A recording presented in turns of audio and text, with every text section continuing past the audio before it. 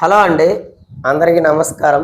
నేను మీ Veerabrahmam, consultant pharmacist B pharmacy. Welcome back to our channel pharma and health YouTube channel. ఈరోజు ఈ వీడియోలో ఉమెన్స్ ప్రతి మంత్ సఫర్ అయ్యే హార్మోనల్ ఇంబ్యాలెన్స్ వల్ల వచ్చే లక్షణాల గురించి అండ్ అసలు హార్మోనల్ ఇంబ్యాలెన్స్ ఎందుకు అవుతుంది, ఒకవేళ అయితే దానిని న్యాచురల్ గా పర్మనెంట్ గా ఎలా తగ్గించుకోవాలి అనే దాని గురించి క్లియర్ గా చెప్తాను. వీడియో ఎక్కడా స్కిప్ చేయకుండా చివరి వరకు చూసి అన్ని విషయాలు తెలుసుకోండి. ఎందుకు అనంటే హార్మోనల్ ఇంబ్యాలెన్స్ వచ్చినప్పుడు చాలా రకాల సిమ్టమ్స్ అయితే వస్తాయి.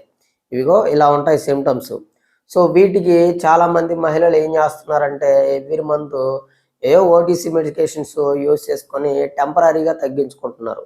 బట్ మీకు అసలు హార్మోనల్ ఇంబ్యాలెన్స్ ఎందుకు అవుతుంది అనే రూట్ కాస్ని ఫిక్స్ చేసుకోవటం ఒకటి, ఎలా ఫిక్స్ చేసుకోవాలనేది చెప్తాను. అండ్ ఒక్కసారి హార్మోనల్ ఇంబ్యాలెన్స్ అయ్యి మీకు ఆల్రెడీ సిమ్టమ్స్ మీరు ఎక్స్పీరియన్స్ చేస్తుంటే దానిని న్యాచురల్గా పర్మనెంట్గా ఎలా తగ్గించుకోవాలి అనేది కూడా మీకు ఈ వీడియోలో చెప్తాను.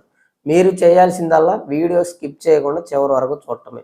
అయితే మీలో చాలామంది నాతో మాట్లాడాలి అనుకుంటున్నారు. సో అలా మాట్లాడాలి అనుకుంటే కాల్ మీ 4 యాప్లో నుంచి కాంటాక్ట్ అవ్వండి. లేదు అని అంటే ఫోన్ కన్సల్టేషన్ నెంబర్ ఉంటుంది కదా, 7032202721. ఈ నెంబర్కి వాట్సాప్ డీపీలో స్కానర్ ఉంటుంది. 200 పే చేసుకొని డైరెక్ట్గా నాకు కాల్ చేయండి. యాజ్ ఏ ఫార్మసిస్ట్గా నేను మీకు ఒక మంచి సజెషన్ అయితే ఇస్తాను. ఇప్పుడు సబ్జెక్ట్లోకి వెళ్తే మెన్స్ అండ్ ఉమెన్స్లో 50 డిఫరెంట్ టైప్స్ ఆఫ్ హార్మోన్స్ అనేవి ఉంటాయి. ఇవి కెమికల్ మెసెంజర్స్ లాగా పనిచేస్తాయి. అది ఎలాగా అంటే బ్లడ్లో రిలీజ్ అయ్యి బాడీ మొత్తం ట్రాన్స్పోర్ట్గా తిరుగుతా బాడీలో ఉన్న ప్రతి సెల్ అండ్ ఆర్గాన్స్ యొక్క పనితీరుని ఇవి కంట్రోల్ చేస్తూ ఉంటాయి. అయితే స్టడీస్ ఏం చెప్తున్నాయనంటే ఇప్పుడు ఈ రోజుల్లో 80% పైగా మహిళలు కొన్ని రకాల హార్మోనల్ ఇంబ్యాలెన్స్ తోటి సఫర్ అవుతున్నారు అనే విషయం అనేది తెలిసింది. అయితే ఇప్పుడు ఆల్ గ్లాండ్స్, మీ బాడీలో ఉన్న ఆల్ గ్లాండ్స్ హార్మోన్స్ ని ప్రొడ్యూస్ చేసి ఈ బ్లడ్ లోకి రిలీజ్ చేస్తూ ఉంటాయి ఎప్పుడు మీకు హెల్దీ ఎండోక్రైన్ సిస్టమ్ ఉన్నప్పుడు. అయితే ఈ గ్లాండ్స్ అండ్ రిసెప్టర్స్ కొన్ని థింగ్స్ కి బాగా సెన్సిటివ్ గా ఉంటాయి. అంటే ఏంటి అని అంటే emotional stress, anxiety, depression, toxins and కొన్ని రకాల high content sugar content foods తీసుకుంటా ఉంటారు చాలా మంది. అండ్ ఈ రోజుల్లో ప్రతి ఒక్కరు కూడా మహిళలు, అమ్మాయిలు పానీపూరీలు తింటా ఉంటారు. సో ఇలాంటి వాటి వల్ల అండ్ జంక్ ఫుడ్స్ వల్ల మీ బాడీలో హార్మోనల్ ఇంబ్యాలెన్స్ అనేది జరుగుతుంది. అసలు ఈ హార్మోనల్ ఇంబ్యాలెన్స్ అంటే ఏంటి ఎగ్జాక్ట్ గా చెప్పాలి అని అంటే గ్లాండ్స్ నుంచి రిలీజ్ అయ్యే హార్మోన్స్ అనేవి బాగా ఎక్కువగా రిలీజ్ అవటం లేదంటే బాగా తక్కువగా రిలీజ్ అవటాన్ని హార్మోనల్ ఇంబ్యాలెన్స్ అని అంటారు. సో అయితే ఇక్కడ ఇది జరగటానికి మీకు ముఖ్యంగా 5 రకాల కాజెస్ ఉన్నాయి. ఒకటి పూర్ డైట్. పూర్ డైట్ అంటే ఏంటి, ఇప్పుడు నేను చెప్పాను కదా, మీరు తీసుకునే food packed foods, high containing sugar containing foods, junk foods తీసుకోవటం వల్ల వీటిలో మీకు విటమిన్స్ కానీ, మినరల్స్ కానీ, యాంటీ ఆక్సిడెంట్స్ కానీ, అమైనో యాసిడ్స్ కానీ ఇవన్నీ ఏమీ ఉండవు.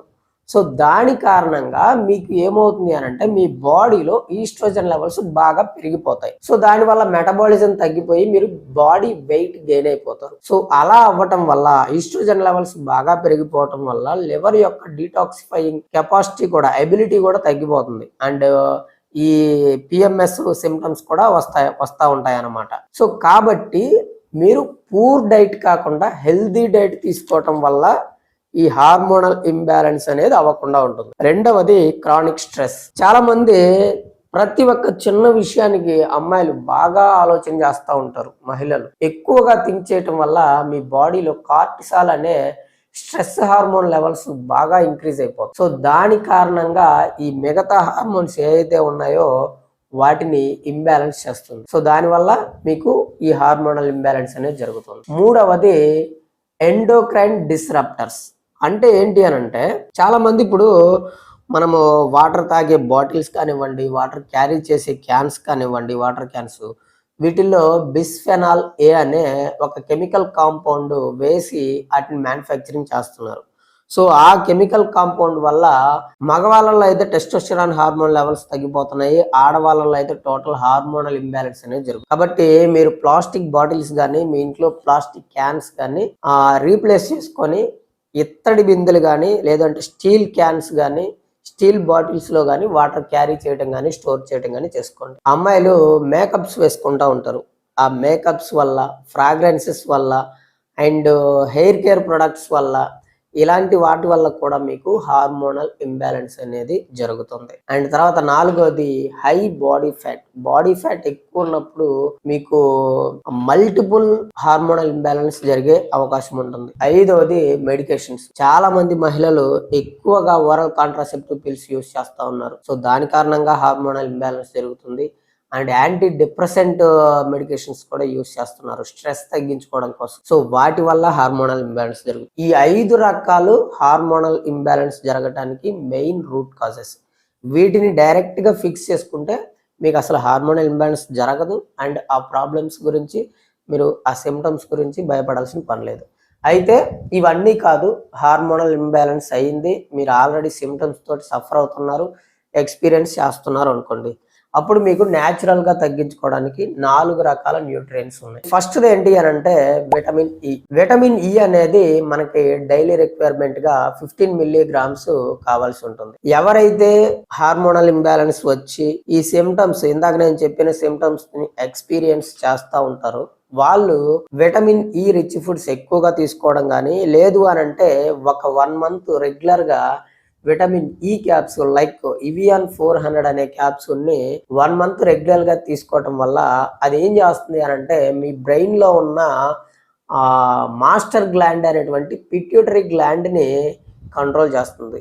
ఇదేం చేస్తుంది అని అంటే మీ బాడీలో అదర్ హార్మోన్స్ రిలీజ్ చేస్తే ఇంకా అదర్ గ్లాండ్స్ ఉంటాయి కదా, వాటన్నింటినీ కూడా కంట్రోల్ చేస్తుంది. సో దాని కారణంగా మీకు హార్మోనల్ ఇంబ్యాలెన్స్ అనేది నార్మల్ గా అయిపోద్ది, న్యాచురల్ గా అయిపోద్ది. అండ్ రెండవది మెగ్నీషియం. నేను ఇందాక చెప్తాను ఏంటి, క్రానిక్ స్ట్రెస్ మూలంగా చాలా మందికి కార్టిసాల్ లెవెల్స్ అనేవి ఇంక్రీజ్ అవుతున్నాయని.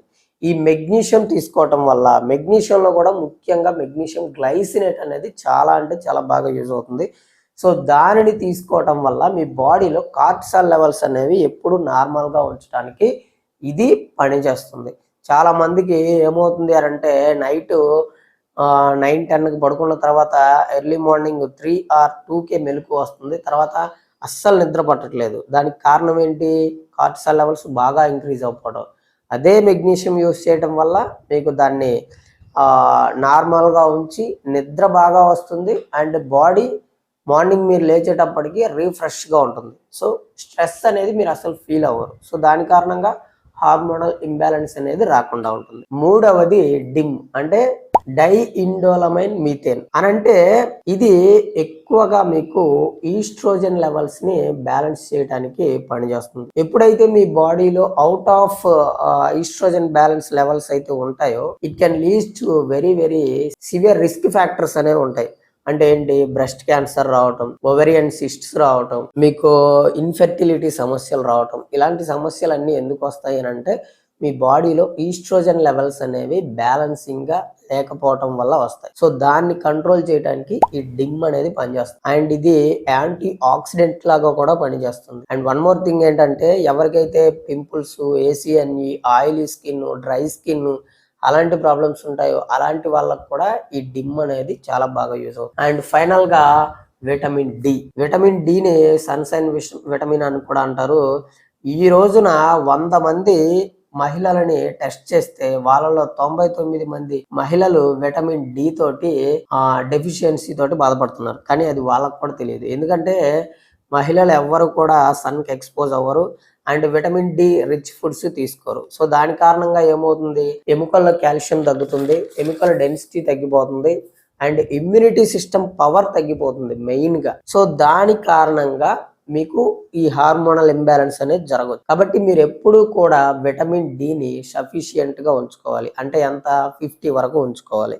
అలా ఉంచుకోవాలి అని అంటే మీరు మార్నింగ్ 10 నుంచి మధ్యాహ్నం 2 గంటల మధ్యలో ఉండే టైం పీరియడ్ ఏదైతే ఉంటుందో ఆ టైం పీరియడ్ లో ఒక 20 నుంచి 30 నిమిషాలు ఎక్స్పోజ్ అవ్వటం వల్ల మీకు విటమిన్ డి న్యాచురల్ గా ఫ్రీగా దొరుకుతుంది. సో ఆ టైంలోనే ఎందుకు దొరుకుతుంది అని అంటే ఆ టైంలో మీకు అల్ట్రా వైలెట్ బి రేస్ అనేవి ఉంటాయి కాబట్టి వాటి నుంచి మాత్రమే మీకు విటమిన్ డి అనేది ప్రొడక్షన్ జరుగుతుంది. ఈ 4 రకాల న్యూట్రియన్స్ ఏవైతే ఉన్నాయో అవి మీ బాడీలో ఆప్టిమల్ రేంజ్ లో పెట్టుకోండి. మీకు అసలు ఎటువంటి హార్మోనల్ ఇంబ్యాలెన్స్ అనేది అవ్వదు. సో వీడియో నచ్చినట్టయితే ఖచ్చితంగా ఒక లైక్ వేయండి. మీరు గనక ఫస్ట్ టైం మన ఛానల్ చూస్తున్నట్లయితే సబ్స్క్రైబ్ చేసుకొని పక్కనే ఉన్న బెల్ ఐకాన్ ప్రెస్ చేయండి. అంతవరకు సెలవు మరి. నమస్కారం. నేను మీ వీరబ్రహ్మం, కన్సల్టెంట్ ఫార్మసిస్ట్.